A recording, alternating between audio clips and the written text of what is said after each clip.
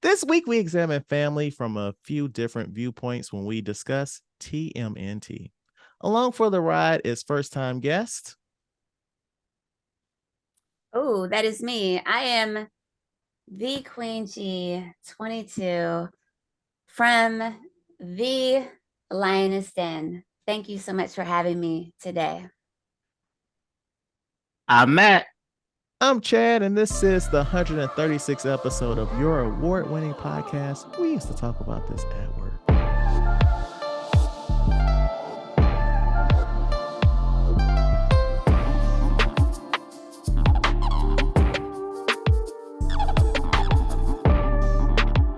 All right, so we are back at it. I got a couple things I want to talk about, like not talk about, but just mention, like, just a little housekeeping. First and foremost, our cousin from across the pond, Josh, finally proposed to Alex. So we're really happy. Finally, we've been every week he's on. We tell him he need to do it. So finally he done it. I'm proud of you. Yes, Congratulations. yes. And Oh, once more, nobody was joking. I will fly to London to go to that wedding. Just shoot me that invitation. Yeah, don't threaten us with a good time. We will be there. No, Or no, yeah. one of us will be there. No, no, Matt, you coming. You coming. Well, we'll see. We'll see how things go. And then also, timey wimey wibbly wobbly. So as of right now, it has not happened, but by the time this posts, it will be out there. Please watch or listen to the Cyber Monday / Black Friday episode I did with my mom. It was a time. You won't hear from her again, but it was a time. It was a time. Can we hear from her? Yeah. I'm putting her into retirement. That was my mom's a character, and that's not an element we need on this show. That's not a good quality. That's not a good quality. Maybe Anyway, maybe next time we have your mother on and my mother on, and we'll see how that goes. My mother's a character too. but all that being said, we have a guest, and funny enough, so like I said, like maybe a month and a half ago, we were gonna be on like a spree. 5 episodes in a row, we had brand new guests to the show. This is the last one, probably for the new year. But we like to give a big welcome to the Queen G22. what's How you doing? cracking? Thank How you for you? being on. Yeah, thank you so much. How No, you thank doing this you. evening, Miss? How you doing? I am actually doing extraordinary well. I did some shopping today, um, and picked up some like retro gaming type stuff and found some things that I wanted. So I have no complaints. I'm doing lovely. What kind of stuff did you pick up? So since you asked, I have a Neo Geo Ooh. and Oh, oh yes, the legendary iconic luxury console of its time. I needed a second controller and I found one today. He didn't want to part with it because he was selling the whole Neo Geo, but I didn't need a whole Neo Geo. And by the end of the day, he parted with it and sold it to me.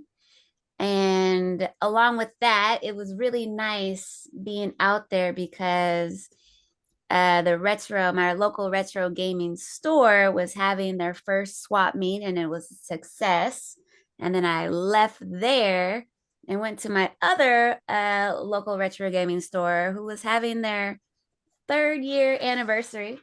So I brought them cupcakes and they had a DJ and a taco truck. I mean, it was a day of retro goodness. I was Hmm. just in my elements all day. You couldn't tell me anything. So are we gonna see a vlog of this, or is this just an exclusive? Oh, I'm absolutely gonna post it. Okay. I'm gonna do it on YouTube mostly because both of these stores are kind of fairly new. They're only like Mm, 2 to 3 years old, and they are so grateful for like the free advertisement. It's kind of like a yeah, win-win.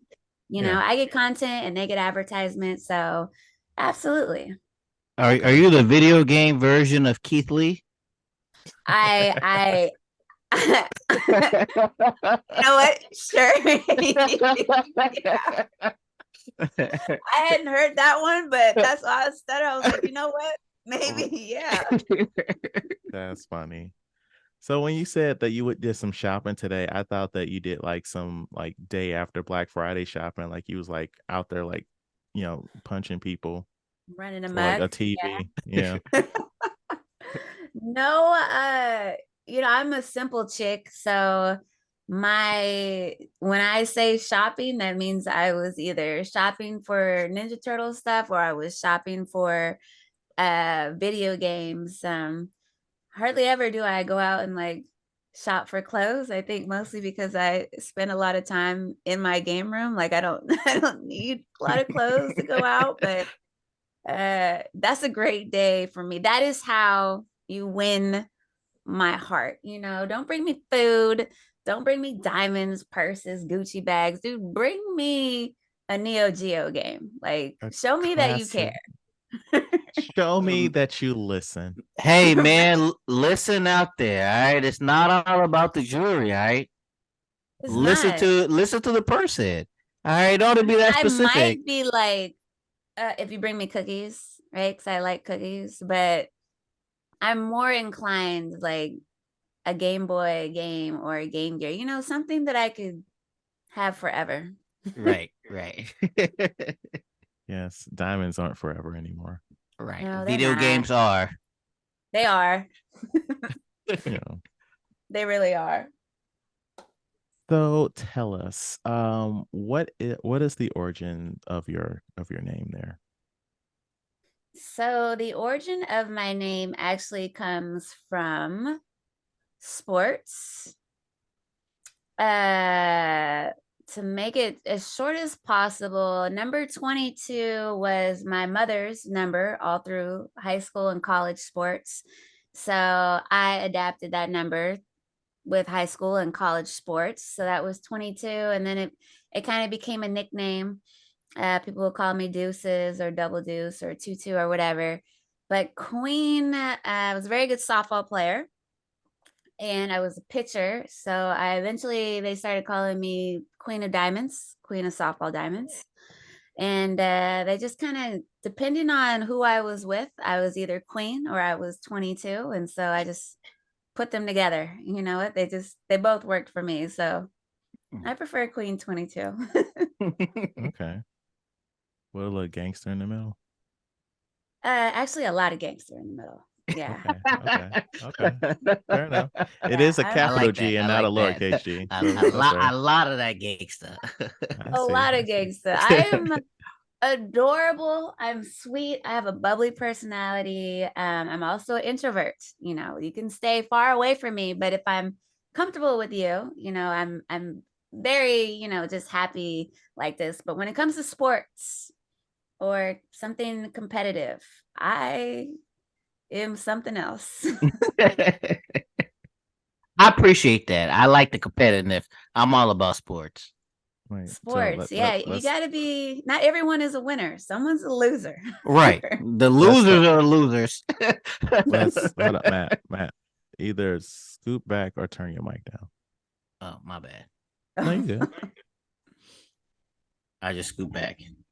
He's so engaged. Exactly. It's cool. I'm excited. My bad. I'm excited. Feel that. I want to leave now. That's cool. It's just you's really hitting that bass and shit. All right. I apologize. Okay. No, it's not. How am I sounding now? You're good, but I'm like, you could just also just turn the mic down. You could be up in your shit if you need to be, but Got me checking my Okay, so you just said you were an introvert. So like what in you like activates to be able to just put yourself out there like on not just YouTube, but to do the things you need to do to create your content? Like you're going out there, you're vlogging sometimes, and I've we've got a vlog video on our page, and I felt like an asshole out there recording myself. And it's just like, I'm not calling you an asshole, but I'm just like, what summons you to just be like, all right, I'm out here like, what's up, guys? It's the Queen. I'm at the swap meet. Like, like what is hard. Is that? It's hard because you don't want to be that You don't want to be that asshole that's like out here like I love how we're still blocking using that word. customers or whatever. Like, hey, let me videotape this pizza place or whatever like Right. that. It's hard. It is. It's hard for me to when it comes to like blogging and stuff like that. Honestly, what helps me is to remember that, you know what, they might look or whatever, but nobody really gives a fuck. Like they don't care about anything that you're doing. They're just observing, you know, and Mhm. it took me a while to get outside of that because I'm an introvert and I didn't want attention and people looking at me. But I think it does help the type of stuff that I do because they want the advertisement, Mhm. the retro, you know, communities. It's a big niche, but it's not super big. So if they're being seen, they're grateful and they appreciate it. And that makes me feel good too. But yeah, it wasn't easy. Today was an easy day for me, and I just had to really tell myself, dude, nobody cares. And they didn't. They really don't care. That they don't. But now streaming, I actually started with streaming, and that took a lot of effort out of me. Like before I had to get on, I was literally doing the like, okay, it's showtime, you know, like trying to Talking to hype yourself in the myself mirror. up. Yes. It's it was too much anxiety for me. People demanding attention. You know, they weren't like, hey, hey, hey, but people are in my chats. They expected me to respond. I couldn't keep up with the chat, play the game, or whatever I was talking about. It was just too much for me. So I realized the streaming was a good stepping stone because it introduced me to the gaming community, the toy community, the retro community, all these wonderful people that I had no idea existed because I live in California and just where I'm at specifically, there's just not a lot of me's that are into retro gaming. So being in these communities really helped a lot. And it kind of helped me guide me to figure out where I wanted to be, which is not streaming. And it is posting content that I can respond to later and that I don't have to get back to everyone. I don't have to deal with everyone. I don't have to Yes, respond yes, if I don't want yes, to. yes. So that's why I'm here now because I've found, you know, what Yeah. I'm comfortable with. Yeah. So how long have you been a content creator? Does that mean like you actively call yourself a content creator or how long Well, have you been creating content? I would say good question. I guess in this form, like Queen G form, like you said you started with streaming. Okay, so like recognizing like my brand, like saying, okay, this is what I'm doing.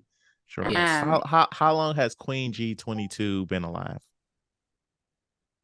well, I Mm, mean, ethereal. since it originated I mean, Right. this is for a this the while, Queen G is your character. You know, I'm not talking about the real sure. you.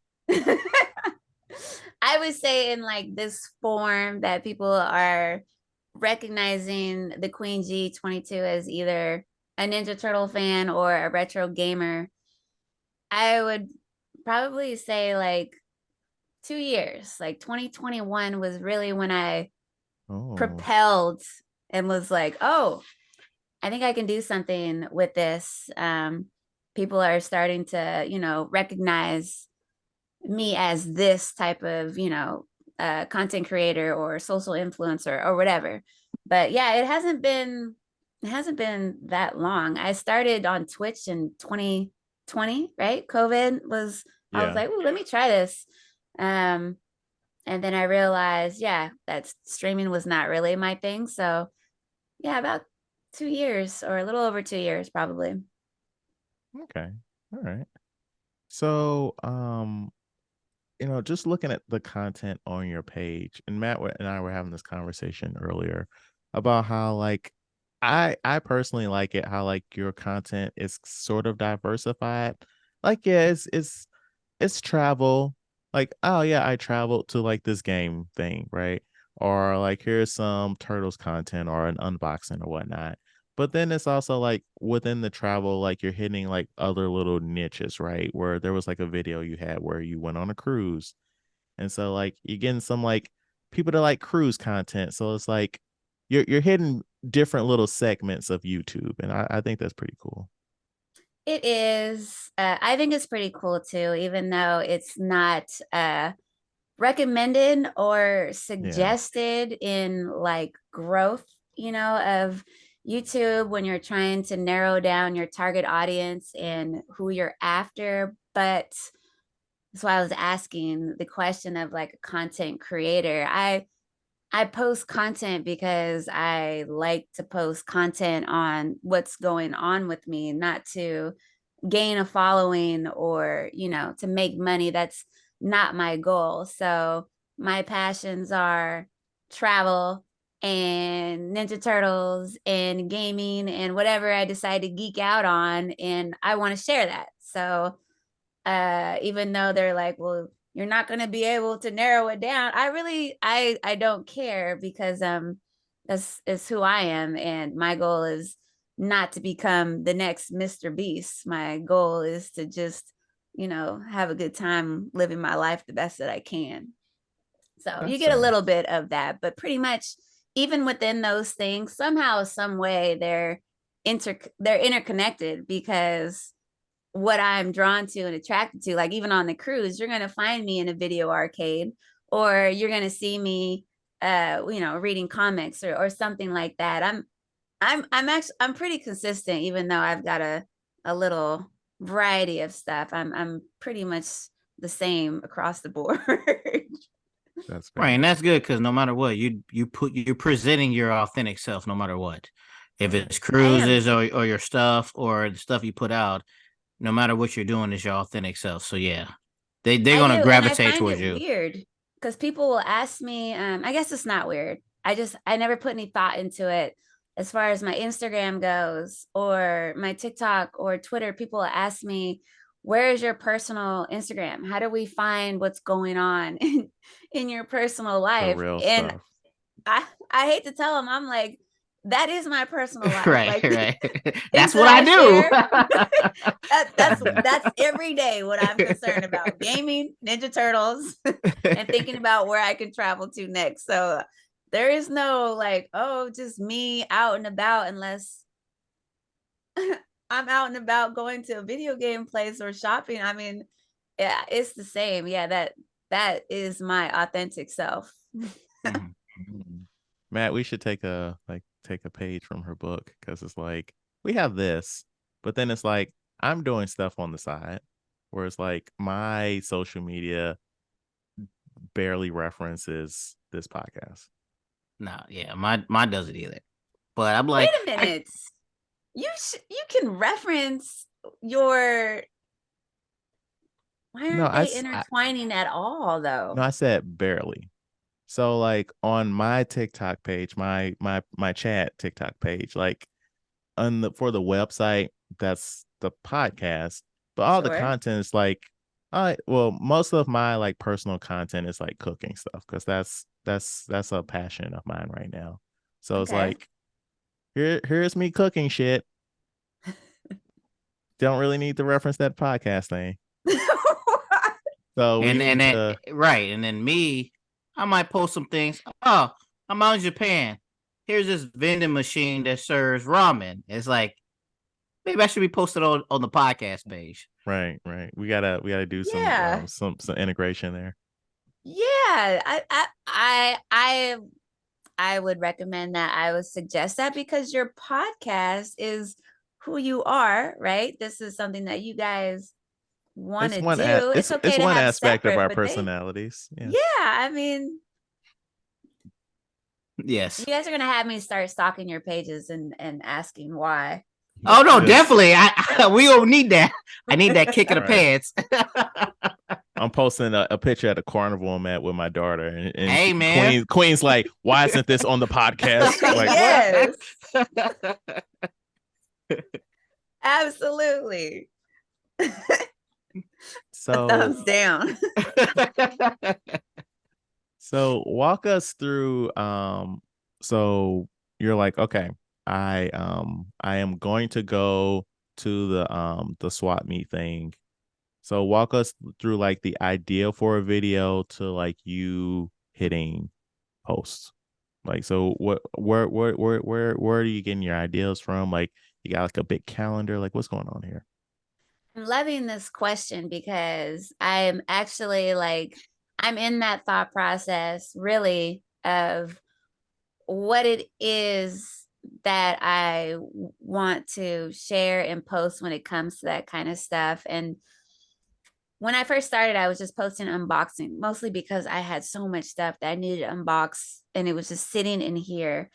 And when I was posting, trying to connect with my followers or subscribers, asking like, hey, what other type of stuff do you want to see? And they were all like, where do you go? What do you do? How do you find this stuff? Like those type of questions.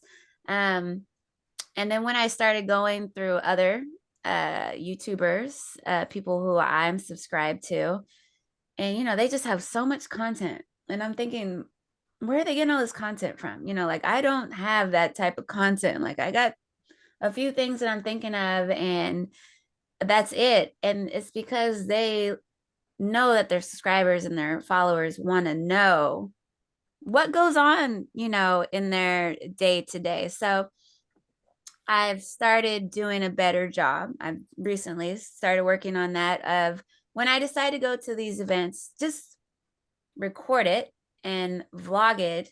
And try to get the points of me talking and me interacting with people and how I talk. I don't really negotiate a lot, but people try to negotiate with me and they all want to see that all that kind of stuff. So there's really not a whole lot of editing involved because I think as people and really what they want to do is just connect with me somehow. They want to relate. They want to see that I go through the same trials and tribulations as they do. I go through the same thought process. They just want to see that stuff. And some of the bigger influencers that I follow for motivation, at the end of the day, what they just say is just post it. Like just post it. What are you worried about? What are you concerned about? Why are you trying to cut this out? You might cut something out that might be helpful to someone. And I did have that happen where I got some feedback on a video, something really small that I did, but it impacted them hugely. It's something that I would have even thought, and uh, that really opened up my eyes that as humans, we just want to relate and connect and, feel, that we're kind of all going through the same thing. So this last swap meet, I don't have that much to edit. You're going to see how I talk to these people. You can see how I interact with these people. You get to know a little bit more about who I am, not just the unboxing videos when I'm trying not to sound like a weirdo and super excited over these things that I'm opening up, but just the genuine me, because people see that, right? When you seem fake or not true to yourself, You right? can tell. Not You I'm can not see saying it. you, but like when you're watching somebody, you can tell that they're putting on an act. Yeah, that they're Yeah. putting on an act. And I don't want my content to ever feel like that, right? I'm not even that far along to even know how to do that. I'm just before I turn on the video, I'm just like, what do I say? Hyperventilating But in the corner. Yeah. they like it, and I think that's why my YouTube is growing at a decent rate, is because I just seem honest. So let's roll back a sec. And if you can say no to this question, do you mind telling us what it No, I'm just kidding. Go ahead. well, fine. Interview Never, over. never mind. Do you mind telling us like what it was that you were gonna cut but decided to keep in that kind of helped somebody? And if that's too far, like I totally understand. We don't Oh have to. no. It like I said, it was something really simple and I was going to cut me commenting, and basically I was asking, right? Like, not begging or anything, but I was asking for kind of like a deal, kind of, but I was very vulnerable. I was being honest about why I felt, we should negotiate that way. And sometimes the Queen G, she's tough, right? Like, I'm a Leo, I'm a lion, so I have an ego that I'm constantly fighting with. And I didn't think that was a good look, because I thought that I might come off a little soft. I didn't want people to think that I was weak or that you could take advantage of me. But I decided to keep it in because it was just honest. And yeah, it wasn't anything crazy. It was just, I was asking, for help, basically. And I kept it in, and somebody commented on it and told them that they were going through that type of battle with themselves with being able to ask for help. I see. Okay. Yeah, that can be kind of rough. Like, Yeah, I get that. dude, Yeah. I'm a Leo, like we're stubborn, and apparently we're confident and arrogant, and it just I didn't want the Leo committee to come to me and say that I was gonna have to, get knocked down a different I get sign. you. So, but it worked out for the Leos. Like, we're soft. We can be soft. I'm about to get our podcast canceled, Matt. I appreciate you breaking down what a Leo is, because I don't subscribe to the stars. Like, I see them in the sky, but it looks like No, no, gobbledygook to I me. agree with you. I was like, yeah, I know they talk about that. Okay, quick. All right, you can cut this if you want to. All right, describe Sagittarius. I don't know that much about She Sagittarius. only knows herself, all right? I do. The only reason I say that because I was like you. I was like, dude, all this sign stuff is dumb. Like, really, the month that you're born is going to determine how you Your whole interact. personality. Yeah. But then when I started seeing all these things, and I was thinking about myself, and I was like, oh.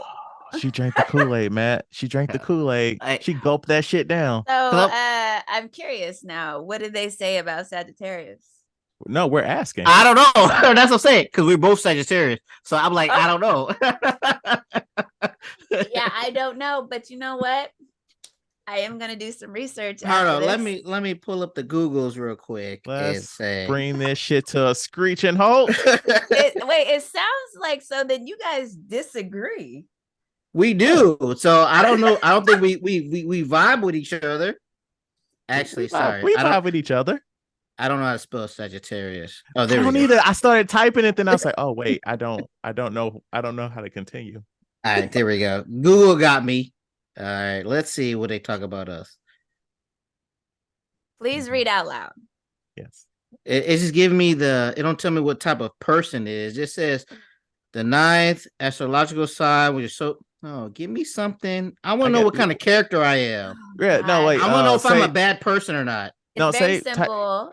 Go on to TikTok and start putting in the horoscope things, and start liking everything that comes up Sagittarius until your whole algorithm is just Sagittarius. Just destroyed your shit. And then I promise you, they are going to be consistent. So type Sagittarius characteristics. Well, I typed in Sagittarius horoscope, and for this week it says you may propose or receive a proposal this week. Evade office politics. Ensure you obtain success in every professional assignment. Financial stability will also be there. Your health will also be good. What? Okay, cool.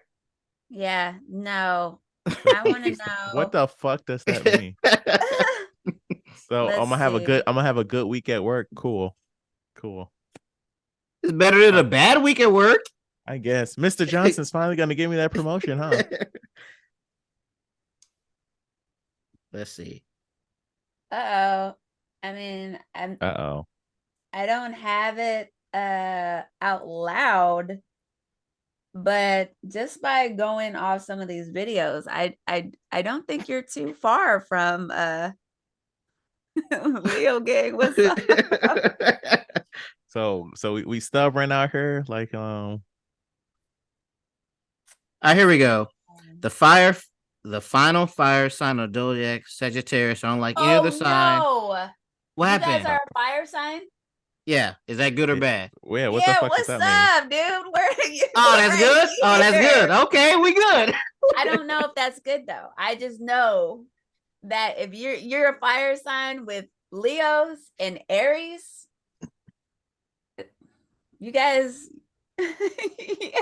All right. We can That have a sounds good. support group. We can have a Alright. support group. I welcome you over to our side. Thank you. We Right. welcome. I think so. I think so. I don't know. This All feels right. like a trick now. Shit. You guys are a fire sign. So yeah, I mean, you're right there with us. You're fierce. You're probably a little confident, overly confident, Oh. maybe a little bit conceited, maybe mean, a we little do bit have- selfish. We do have a But you're podcast, loyal. so you know. You're loyal. You're loyal. Yeah. Mm-hmm. That's true. Yeah. Yeah. I fucks with that dude hard. Yeah. Right. Okay. Yeah. You're a fire sign, dude. What's up? Well, all right then. All right. Don't I knew this come was a for good us. podcast to be on. I knew Yeah, it. see? I feel See? at See? home now. I feel comfortable. See? Yeah. So what are your feelings on growth as a creator? As growth, like, do I have goals or in general for people who are trying to grow? No, you specifically. So like how are you feeling? Like you've been in the game for 2 years, you said. I have. And you know, you've got X amount of followers and subs, and it's like,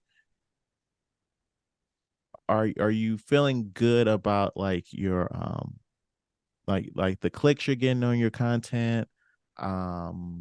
Do you feel like you could be further along? Do you feel like you have imposter syndrome where you're like, why do I have so many clicks? Like, you know, like what are your feelings on all that?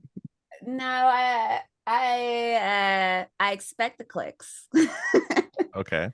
But Love the confidence. Love it. That's what I was just about to say. That I was like, I wish I had that to be like, oh yeah, they gonna be here for me. I expect the clicks. I do. I don't know. I don't know where my next step is. I did a campaign for Playmates Toys, which, as a Ninja Turtle fan growing up with Playmates Toys, that was a big deal for me. That was a big campaign. That's when I really realized, oh, you know, there's a lot of money involved in social media.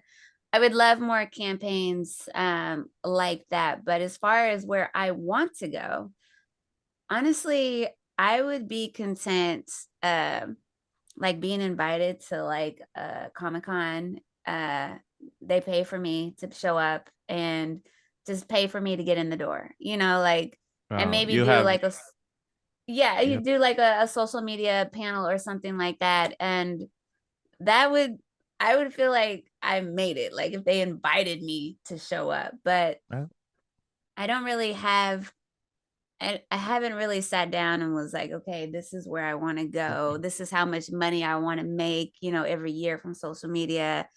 I'm worried that if I do that, then it will turn into a job and it won't be fun. And that's an easy switch to turn on, you know, because once you turn that switch on, then your whole game plan, you know, has to think how you schedule stuff, how you do everything. And right now I just post it. You know, if I try to be somewhat consistent, but I might not post on Instagram for a month. I'm trying to be consistent on YouTube a little bit because I'm new to YouTube, but I only post once a week, so it's not like I'm aggressively seeking new subscribers. Yeah. So honestly, I get campaign deals and sponsorships offers, you know, every week there's someone, and I like turning them down because What? not everything fits my brand, you know. Okay. I like Okay. turning them down because once I start accepting everything, that means I'm just in it for the money, Yeah. right? And You're if not I'm trying to be turning, you're not trying to be yeah, Sam Jackson? I do not want to. I'm not a sellout, dude. I post Ninja Turtles and gaming because I love Ninja Turtles and gaming, not because so and so paid me X amount of dollars, you know, to make a post. So I enjoy that because it reminds me why I started doing this, you know, in the first place. Right. So Paramount did not let you go to the premiere of the new Ninja Turtles movie. They Paramount didn't. did. Oh, seriously? Or no, are you serious? I'm Are you asking. joking? I'm No, they asking. invited me. Okay, and you said no? Like what? No, I would never say no. It's Paramount Pictures. Are you serious? I'm trying to. So so you I went? want them to No, use my face as a no. billboard. I'm You know, talking about the movie that came out a couple of months ago. Did they Ninja reach out to you? Turtles. Yeah. Come on, Yes. Mayhem, right? Mayhem. Yes. Yeah. Okay. Right. Yeah. No. Paramount Pictures invited me to go see the official screening at Paramount Pictures in Hollywood, LA. Yeah. Um, which is awesome, you know. So we got to fly down there and we got to see Mutant Mayhem 6 days before it was available to the public. And what was so cool about that was Kevin Eastman was down Mm, there just hanging out. And anytime that I've seen Kevin Eastman, I've had to pay for his time, right? Which is cool, which I don't care yeah. because Yeah. he Yeah. deserves it. He was just out there willy-nilly, you know, like, what's up? And I was just like blown away that Mr. Eastman was walking around and he didn't have like a gang of people surrounding him. You know, it was easy to just go up to him, talk to him. He's so grateful for his fan base. So he was happy to talk to us. I'm shy. I took my brother, and my brother was like, yo, can we get a photo? You know, like, let's Yeah. get it. And Eastman was like, yeah, for sure. And I was like, oh snap, are you serious? And I had just seen him at San Diego Comic-Con. So it was a really cool experience. And Jeff Crow, who's one of the directors, was out there. We got to take pictures with him and talk to him and see Mutant Mayhem before everybody else and not say anything was incredibly hard. But it was definitely an experience that I will never, ever, ever forget. You know, like, this is one of those things where I'd be like, oh, what if I could tell my younger self that I got to do this? She would be like, shut the hell up, get out of my face, you know? But no, So I I did that. watched your video of the trailer of Mutant Mayhem, and I don't know. I'm not sure if you put one up afterwards, but I know your video before it was meh. And what I would say, man, is I liked how you edit that. And offline, we could talk about how you edit videos. But I like that. So now, I know it's been out and everything. I wasn't able to see a video of you after you Okay. seen the movie. What was your thoughts of it afterwards? Okay. As I asked her the question, she's like, "Yes, I went." And now I'm like, "Oh, she did make a whole 31-minute long video. I don't know how I missed this." Oh, I apologize then. Yeah. No, Yeah. I saw the I'm trailer one. sorry I I didn't see too. have that one. so much Ninja Turtle stuff. It is easy to miss it. I I didn't feel that I owed you know, like, an apology or anything, because the reason why I felt that way was because it wasn't what I wanted. But the movie that I saw was still good. In my opinion, I enjoyed it. It was, now it took me a second because I'm stubborn, and if it ain't broke, don't try to fix it. So there were a lot of things that they tried to fix that weren't broke, which still ended up being a good story. It just wasn't the story that I was used to or wanted to see. So I felt some kind of way about that. But I don't know, people keep talking about like change is good and all this kind of stuff. So I'm like, okay, whatever. But it was a good story for its particular story, and it has nothing to do with the story that I grew up on, which is fine. But I enjoyed it, and interesting enough, I was fighting this movie this whole entire time before it came out, and now I'm defending it against other people who were like, "Yeah," and they hate it, and I'm like, "Are you serious? Yes. If I can Fight get Matt. over it, why can't you get over it?" Like, I Fight don't get Matt. Fight Matt. Yeah. Fight I Matt. like Yeah. this movie. I thought you said you didn't Yeah. like it. No, Oh my God, I like this movie. Well, they will start from the very beginning, and then I'm just like, I must have a whole different brain thought process. You know that people were upset that they started the movie with the Ninja Turtles stealing groceries. Oh yeah, they did do that. How in the wow. hell are Ninja Turtles supposed to have a job? How this whole time did we True. think they would support them? Like, oh yeah, because like in the first movie when they called, or was it the second movie when they called the delivery man to like leave it in the sewer? Like, didn't they give him money? Like, where'd they get money from? Okay, where did they get the money from? See, no one talks about that kind of stuff, but you're gonna be like, oh, they were stealing bread and Doritos. So they're like, well, they could have stole the bread, but the Doritos was excessive. I'm like, okay. Well, that part was excessive. So I got to hear Kevin Eastman speak when I went to Emerald City Comic-Con a million years ago. And I can't remember specifically what the question was, but he said something that really made me like change my outlook on like a lot of these newer Ninja Turtle series, where he's basically like, look, man, like the Ninja Turtles you grew up with, totally valid. That's your Ninja Turtles. But that's not gonna be the next generation's Ninja Turtles. And you gotta be able to let that shit go. I mean, he didn't curse, but he's like, you gotta be able to let it go and let other people have things. And I was like, that's fair.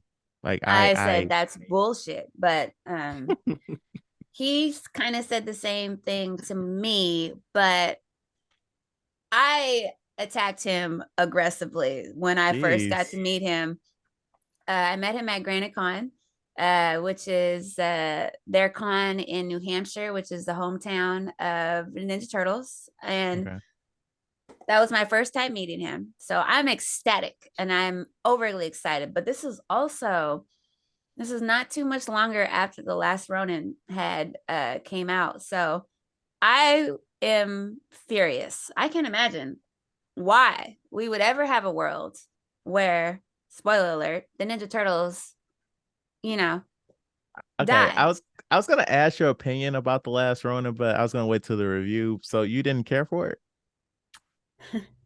Okay, she didn't care for it. Okay. She just chuckled. That's the wine. That's the boy. I mean, let me tell you. How do you grow up on the 1987 cartoons where they are loved and adored, and then you kill them? Like, that's why I attacked him aggressively. I was like, why? Why are we doing this? For what? What was the point of this? And he basically said what you said, but in a different way. He said, the Ninja Turtles, there are a set of Ninja Turtles in multi-universes. How he explained talking about fucking multiverse. Fuck that. Yeah, Marvel like multiverses. all the damn Spider-Mans and shit. He said, so your Ninja Turtles are alive and well. He said, now there are other universes where you have The Last Ronin. He even said there is a universe where Donatello is the last Ronin. Because that was another thing I'm upset about. You can't which one it was. Kill him. Well, let's not say which one it was, but yeah. We won't say which one it is. But I was like, this is crazy. And though with him saying, well, there's all these universes, I was like, okay. All right.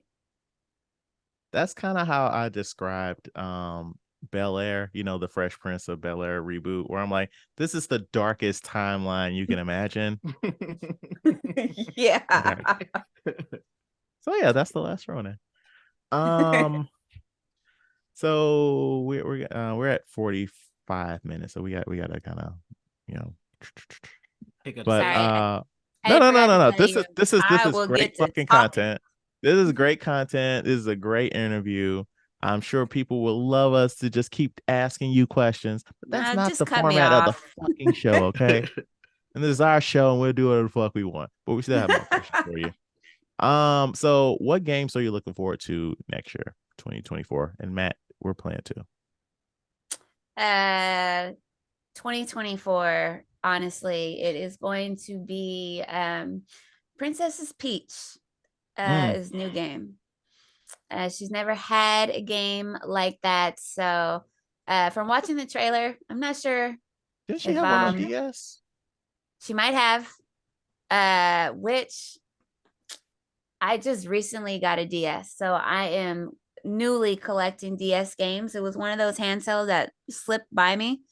So as far as Princess Peach's Showtime, this will definitely be different. So I'm looking forward to that. But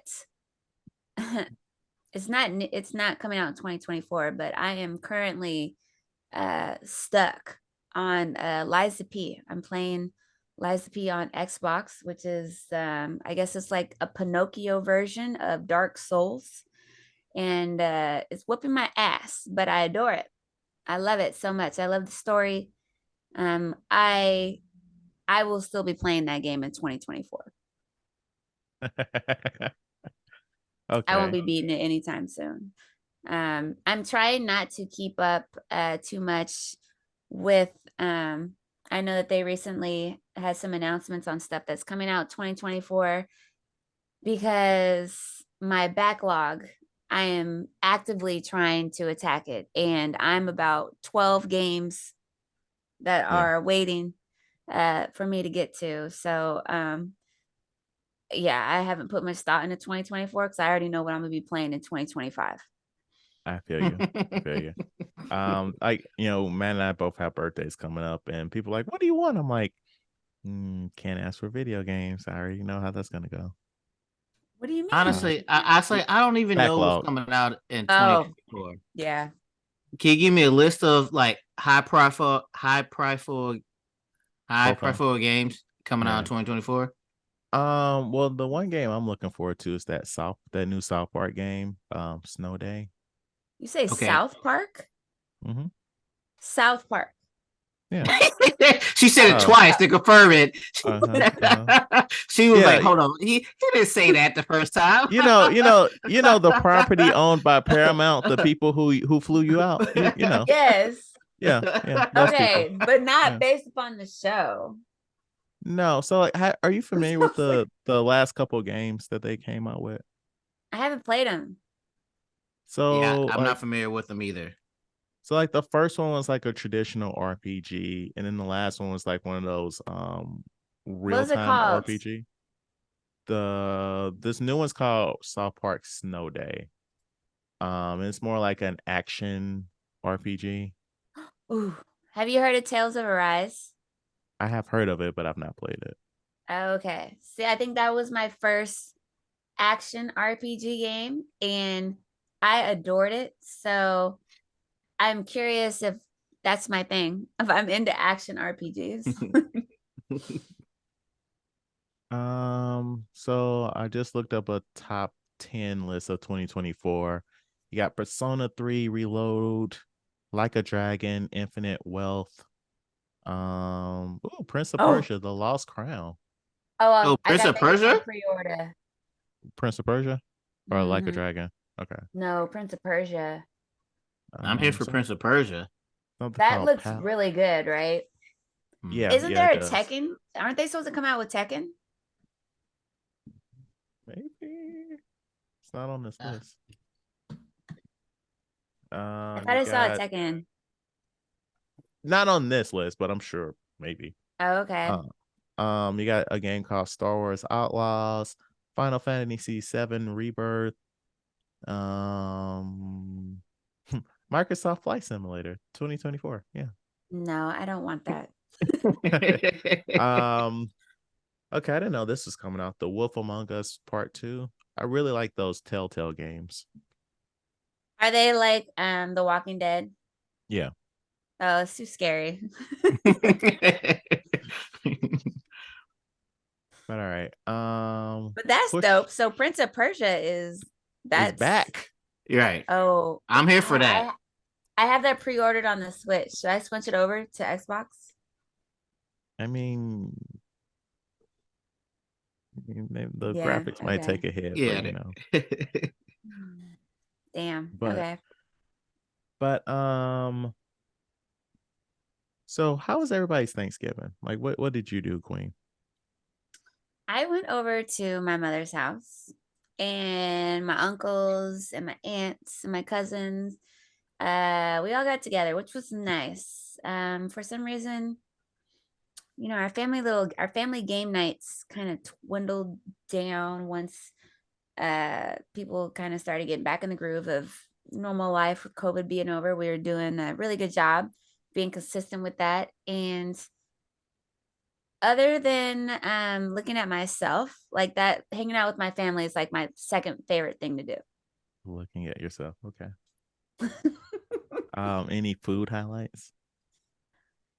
There should be, but I did not consume as much as I wanted to because you know, I'm constantly trying to look good naked. So Are we all? That's what I'm trying to be. That's yeah, fair. Yeah. I know. Right. So That's I did not that's get that's overly one way to excited. that's one way to phrase it, but all right. Well, a lot of people would say health reasons, right? But I know that's not true I for see. me. Right, exactly. Yeah. The I want to be queen, the out here. queen is vain. I got you. Right. Matt, what'd you get into for Thanksgiving? You know, I've talked about coaching football for the kids and everything.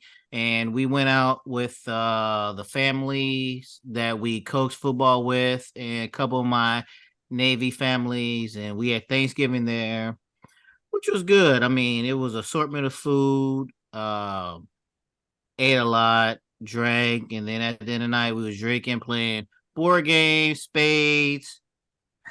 Spades is just like picking up a book. Like there's other people who was like, teach me how to play spades. You don't come to Thanksgiving the day to try to teach you how to play. You need to learn that ahead of time because Nobody will teach invitation. us. No, That's why no. we ask people at Thanksgiving. No, that's game time. You need I to be know. learned it beforehand. How? Should have looked at some tickety talks before Right, you on the something. car ride over. Right. During game time is not a time to be teaching people play. We played some board games, played some Fortnite. We had a good time and things. Okay. So in this post-COVID world, like a lot of our holidays are like different now. With people passing and family structures shifting.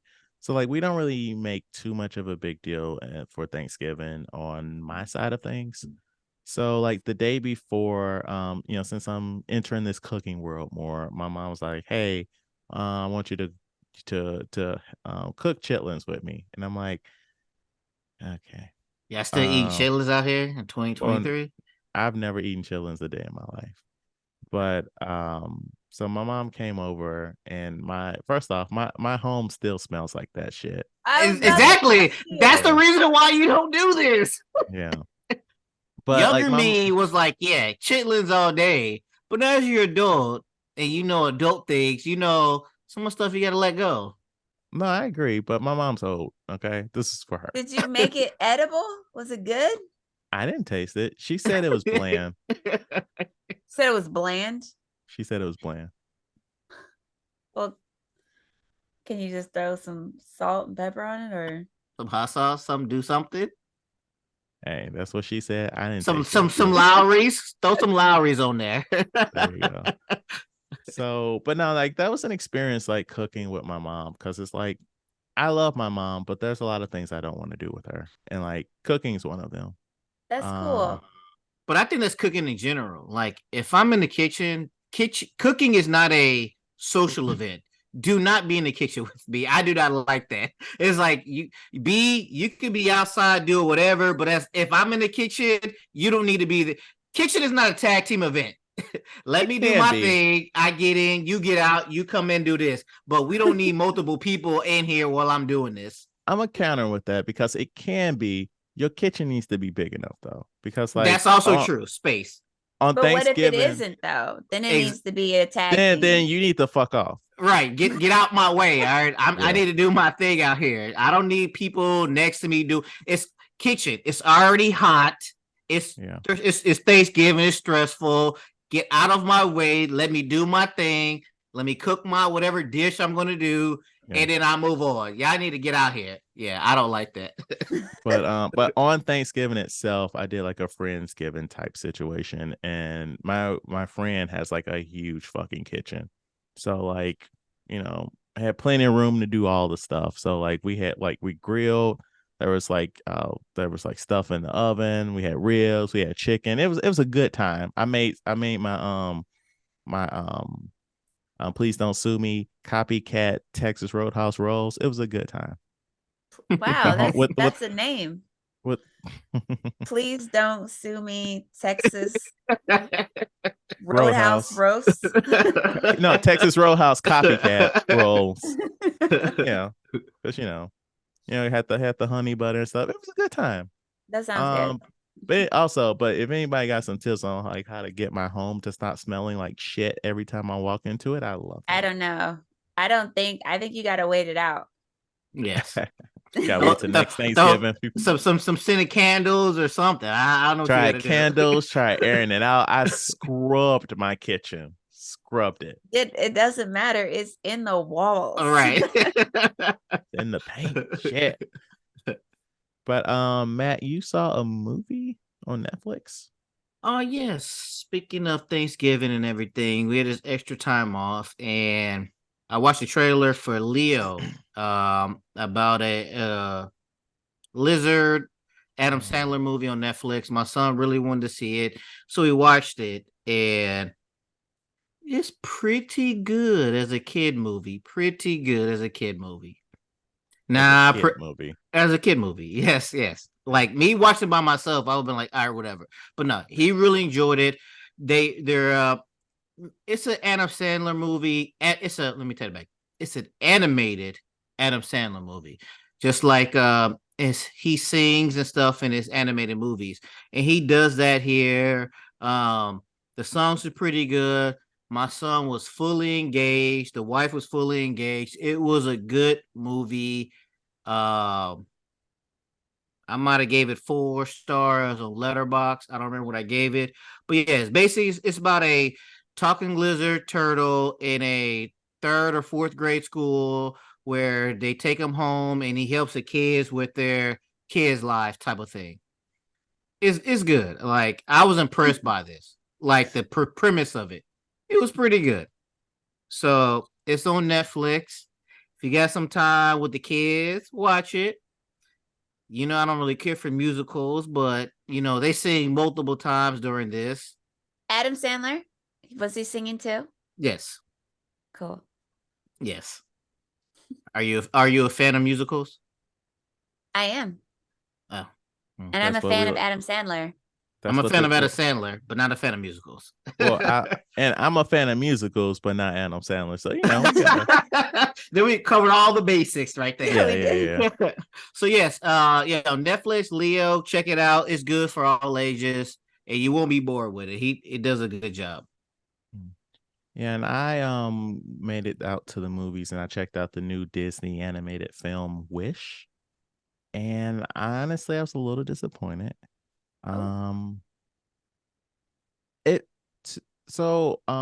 A complaint that we've been having recently on some of these newer animated Disney movies is like they're kind of rushing through the plot, as in this would have made a better TV show than movie.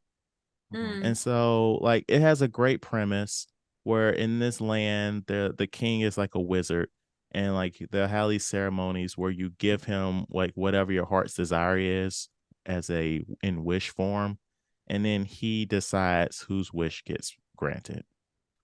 And I'm only saying this because like you learn this like maybe 15 minutes into the movie, he's kind of evil, and it's like that's something that we kind of needed to like hold a little bit. Yeah. And then like she has like like the main character, she has like 7 best friends because it's like a reference to the 7 dwarfs. and like none of them get any character development. And one of them like betrays her, and you're like, which friend is this? Who is this guy? What's happening here? So like if the movie had some more time to develop, like if it were a fucking TV show, we could have, developed this story a little bit better. And like I felt like the music was okay, but it just didn't like it was like more poppy and less like that classic Broadway style of Disney, movie musical that we grew up with. I didn't feel it. I gave it 2 stars on Letterboxd. I'm sure that the children will eat it up. 2. All right. Right. All that to say, let's get to business here. This week we discuss TMNT. Every 3,000 years, the stars align, unleashing an army of monsters. Within hours, we'll lose the city, and within weeks, the world. Attack is one! After the defeat of their old arch nemesis, the Shredder, the Turtles have grown apart as a family. Struggling to keep them together, Master Splinter becomes worried when strange things begin brewing in the city. So, Queen, I'm gonna go out on a limb and say you saw this in the theater. Correct. Yeah, hey, she's hardcore for the Turtles, so Yeah. So, what'd you think of this movie? Okay, my non-biased opinion. Oh. Non-biased. I thought it was definitely one of the better movies for the Ninja Turtles. It's different, right? Because we don't have like Shredder is not in it, and different villains and stuff like that. So it's not your typical Ninja Turtle movie. However, I thought the story was interesting. The action was really good. Leonardo and Raphael have an epic fighting scene, which is still one of the best fighting scenes that we've seen in Ninja Turtle movies to this day. So I'm a fan of TMNT, the movie. It's unfortunate that the companies involved in the making of that movie went out of business, because I think a sequel would have been nice to have for that movie. However, my biased opinion would say I'm not a fan of that movie, because Donatello had hardly any part in that movie. It was basically a story about Leonardo and Raphael figuring their shit out. So I'm just like, you know what, dude, you could have saved my time and named it Leonardo and Raphael's figuring shit out movie, so that I would have a heads up before watching it. So in that part, I didn't like it, because Donatello and even Michelangelo were pretty much non-existent in that entire movie. But taking that out, in general, of the TMNT movies that we've had since our live action movies, it was good. It was a good movie. I enjoyed it. I second everything Queen said. The only thing I want to mention, this thing they kept like messing me up, was like the animation. They were doing the turtles good. They did the water good when they was in the sewers. But when it came to April, like the humans, it was like, what are y'all doing? Y'all like dropped the budget on them too? It was like, I don't know, like it was like puppets. I don't know how to explain it, but like everybody else's animation was good except Nice for and them. fluid. Yeah. Right. It was just weird. But no, I agree everything Queen said about like it was just the focus on them two, and like the fighting scene, like she mentioned, the fighting scene was amazing. Like, and then the rain coming down and it reflected on their skin, like it was good, but like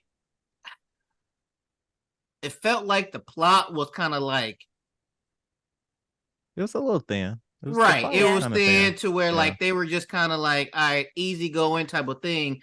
Like it was okay. It was okay for what it was, but it could have been better. Especially like April and Casey Jones. Get that together. Y'all I don't know what y'all was doing on that. Maybe y'all spent the budget on everybody else and then y'all had to regroup on them, but like I didn't like that part, but everything else was like animation wise, visually, like it was good.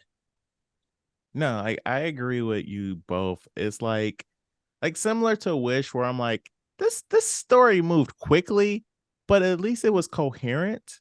But then like Sure. when we got to the end of it, I was like, wait a minute, where were Michelangelo and you're like, what's that? What is happening here? Like you got like that one little bit at the beginning where he was like, oh yeah, I'm a mascot, and the other one was like, oh yeah, I'm doing tech support. But then I'm like, where the fuck were y'all at?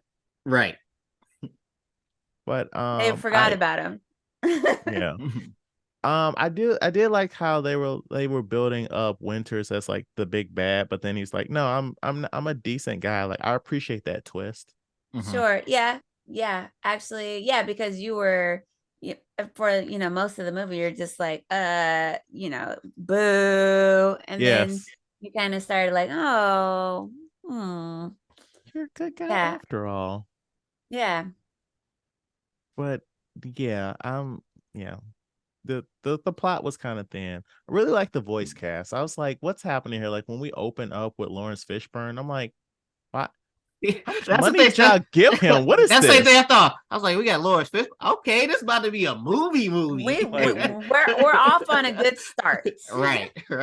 Yeah, and then they had Sarah Michelle Gellar and Chris Evans was Casey Jones. And I was like, what is happening here? I didn't notice that to afterwards because like the voice, I'm like, that sounds familiar. But then like afterwards when I read it, I was like, Captain America's out here. Well, this is right before Cap. This is Johnny Storm, Chris Evans, so he was a little cheaper, Right. Yeah, but still, I mean, with that cast, right? And if we thicken up the plot a little bit, like I would watch the sequel if they came back. Yes. I would. Yes.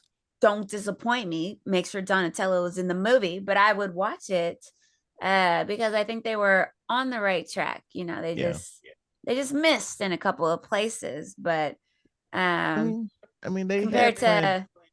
Go ahead. No, I'm sorry.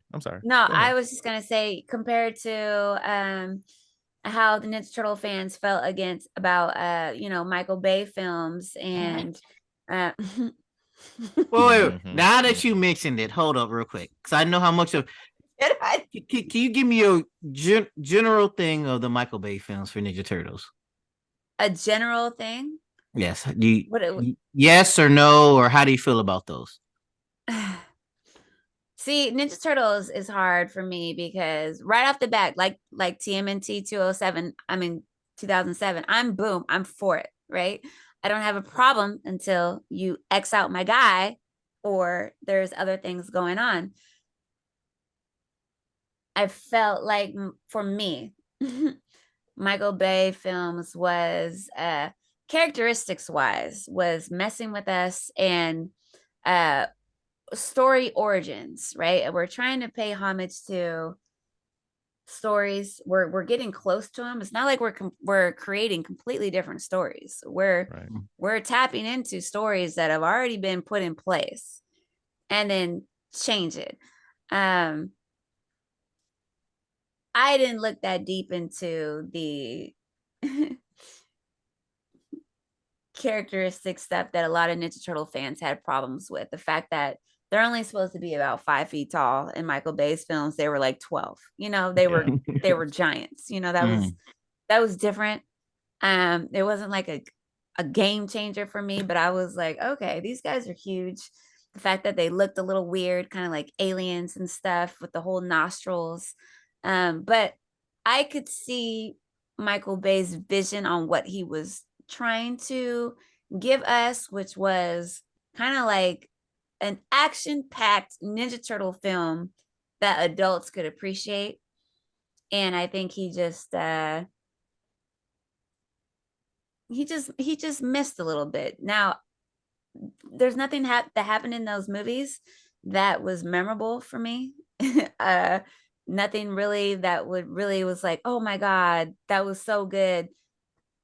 There was nothing in those films. I went to the theaters twice and I still can barely remember what the hell happened in those movies just because there was so much random stuff. It was like he was trying to pack too much stuff to try to blow adults out of the, like, oh my God, that was great. So I agree. Like, and I think he does that in all his movies. From like all the stuff, it's just too Transformers and right.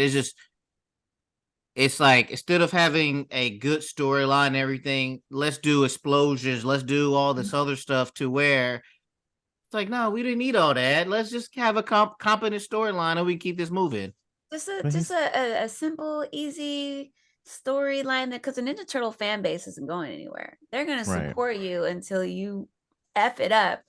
So yeah, I he mean- was just doing too much. I don't hate it. Like, you can talk to a lot of Ninja Turtle fans. They hate those movies. I don't hate it. I just they were unmemorable and they were okay, and nothing I want to run home Right. talking about. No, like I remember I was hyped to see the first one in the theater, and I remember leaving disappointed. I can't Me too. remember what my negatives were, but I Because didn't. it was so but unmemorable. right, but I didn't see the sequel because I remember not liking the first one.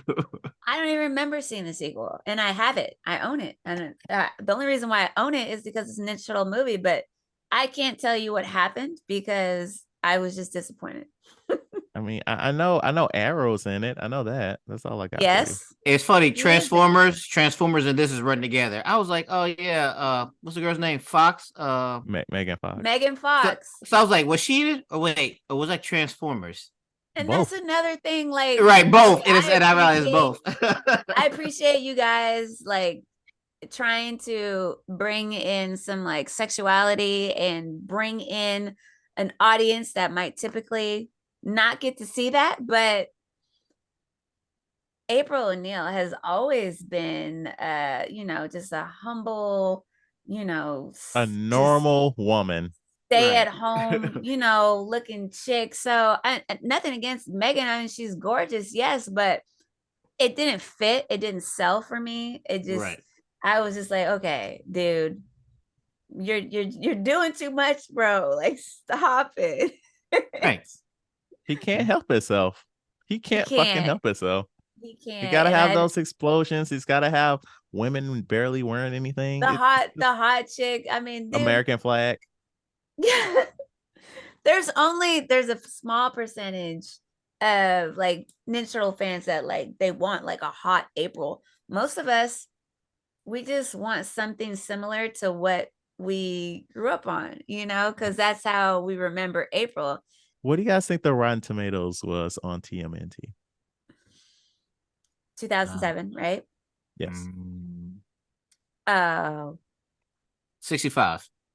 no, it's got to be 85. 36% with a 60% audience score.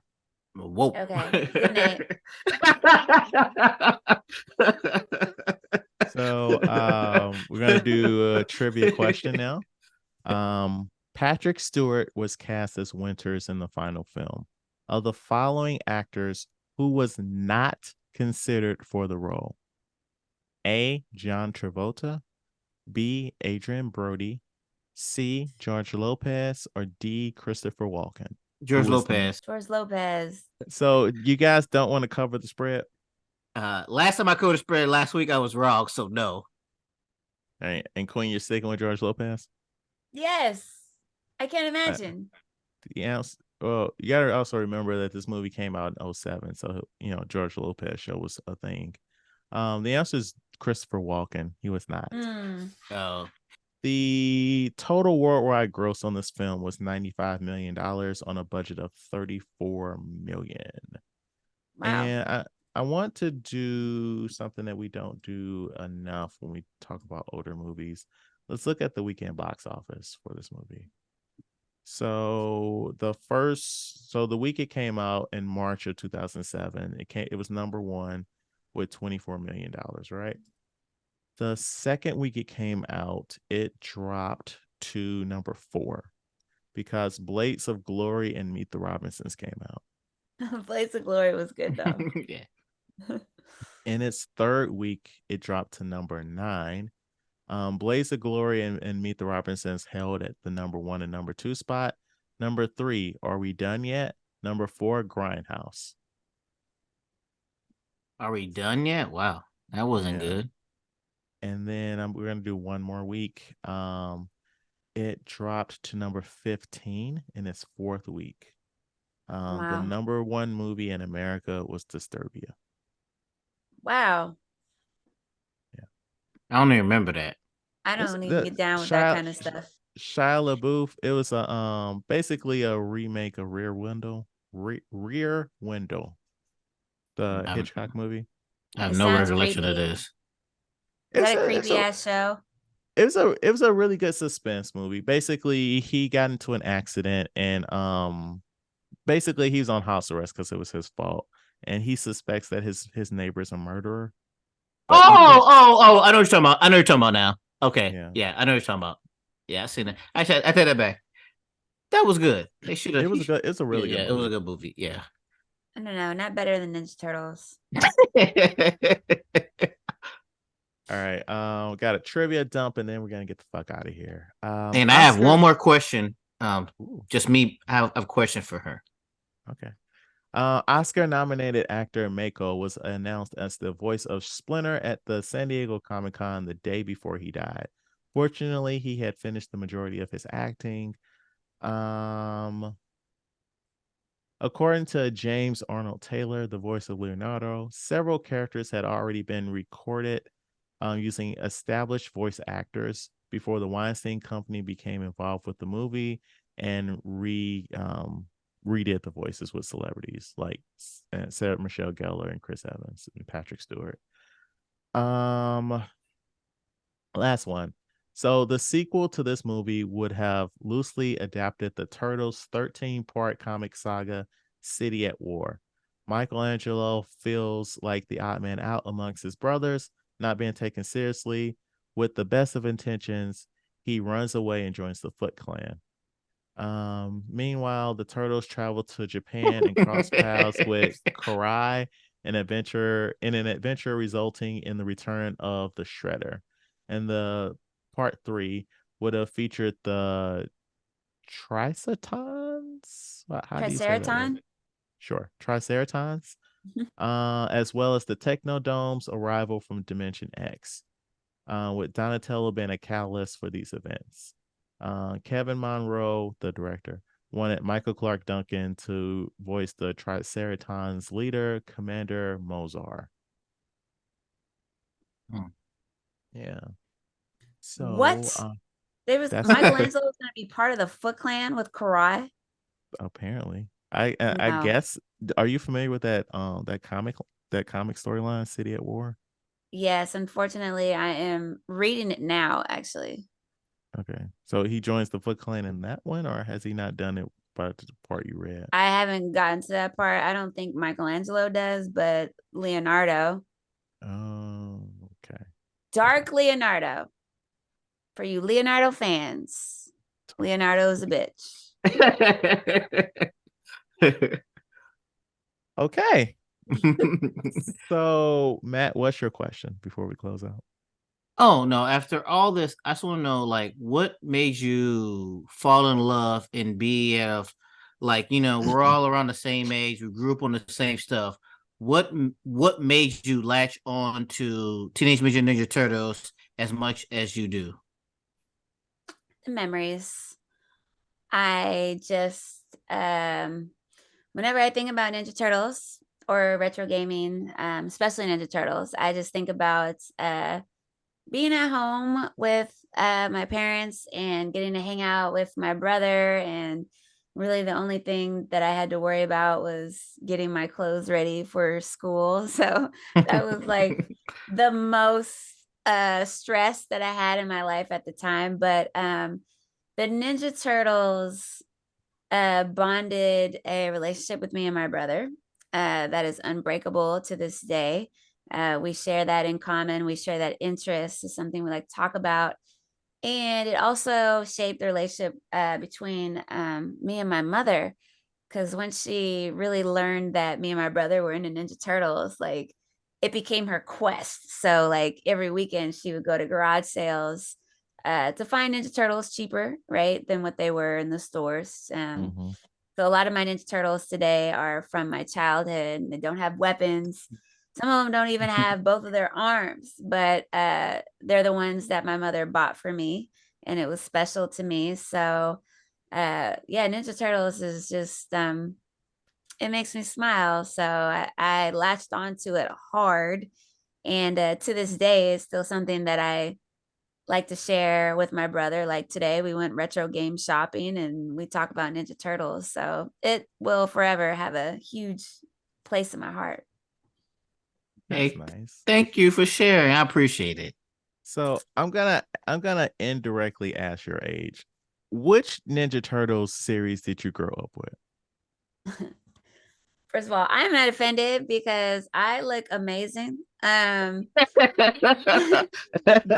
I grew up the 1987 cartoons, Okay, so the and original. I would Okay. watch them after school. So I wasn't Okay. like brand new. You know what I'm saying? Like No, I I feel you. I was feel you. I was a little, yeah, I had some age behind me. Okay. Okay. Nah, it's just look, it don't crack. And so like I'm just saying, like It don't. maybe, you look like you could be the age that you actually look like. And I'm like, hold up, is she about to be like, oh yeah, my Ninja Turtles was with Venus? That's the first one I Oh saw. God, no. And so that's why I I'm like, get offended when like these young men come to me and holler. I'm like, boy, do you know I am a grown woman, sir? Like, young no. man, young man. But no, thank you so much, Queen. Yes, thank you, Queen. Please plug your stuff. I am the Queen G22 across the board. That's Instagram, Twitter, YouTube, TikTok, Snapchat, all of that fun stuff. And thank you for having me here. This was such a fun chat. I enjoyed it very much. No, we genuinely appreciate you. I don't know, like you feel so vulnerable when you send those messages out asking people, "Hey, you've never heard of me. I've heard of you, but do you want to talk to me and we record it?" So it's just like I appreciate your, responding and being like, "Yes, that's cool, dude. Just, let's figure out a For date. sure. Let's rock and roll." Honestly, And I ain't gonna lie. I was nervous. I was like, when he, Nervous? about this. yeah, because when he told Why? me, he's like, we got a YouTuber on. I was like, oh, okay. And I looked on there. I was like, oh, she had a following. I was like, oh, okay. I'm kind of nervous. Matt, I you was like, can't wait, say wait. I stuff like am that. We've like had smaller also a YouTubers on here. businesswoman. You can't say That's that. right. I mean, never mind. I'm nervous for everybody. I take that back. I'm nervous for everybody. Yeah, that's better. But no, I when I'm pretty sure I think it was you guys that said you had somebody or maybe a few people that canceled and stuff like that. And I no, well, either way, if it wasn't you or whatever, whenever I decide to do these kind of things, I respect the time that you guys put into, planning and scheduling and all that kind of stuff. So once I said, we're good to go, I'm gonna be here. We're gonna have a good time. Otherwise it's awkward. Yeah. yeah. No, it's like now I'm about to shit on gas. Where it's like it's different. Like so like a lot of the bulk of our guests have been like people we knew, like one or both of us know in our real lives, right? And then Okay. like as we've gone on, Saw we've those been videos. what? I saw a couple of your videos and I was like, oh, Yeah. you guys clearly had like a past relationship with some of the ones that I saw. Okay. And any ones in particular you referencing? Wait. Also, was it good or bad? Was it a good episode? You liked it? Let us know. I I feel like liked she's it. talking If about the I thought they reels. were bad, I would have hit you up Not she yesterday. Like, I'm not wouldn't gonna be make here. it. Hey man, something came up, Yeah, my dog is sick. I can't do this. Right? Yeah, I gotta wash my hair, y'all. So. Yeah. No, so like it's just it's a different vibe when like we chat with like one of our friends, because it's like you don't know what you're gonna get. Sometimes like that bubbly persona off mic comes on the microphone, and sometimes it don't, and sometimes we're pulling fucking teeth. And Right. so like it's nice when like we talk to people that put themselves out there regularly, because like we're gonna get some kind of vibe, like we're gonna get, Right. yeah. Yeah. No, that's real talk. And this was an easy chat. So I'm very happy that this is the one I'm gonna end on before I take my break. Oh, I know Podcast. you were gonna publicly announce that, but Nah, Yeah, no, let them I'm know. ending with a bang. This is Exactly. it, y'all. If y'all want to hear that Queen G stuff, you have to come to us. No, so thank you once more, and thank you so much for listening. Please rate, like, and review our podcast on your platform of choice. If you have any feedback, please email us at weusedtotalkpod@gmail.com. Follow us on YouTube, X, formerly Twitter, Instagram, TikTok, and Threads. It's a thing. We have it. We don't use it, but it is a thing at We Used to Talk Pod. Follow me on Letterboxd at BOW1213 and Matt at Mr. King 0257. All right, like always, I don't know if it's a good episode. I don't know if it's a bad episode. But whatever you think about it, talk about it at work. Thank you for listening.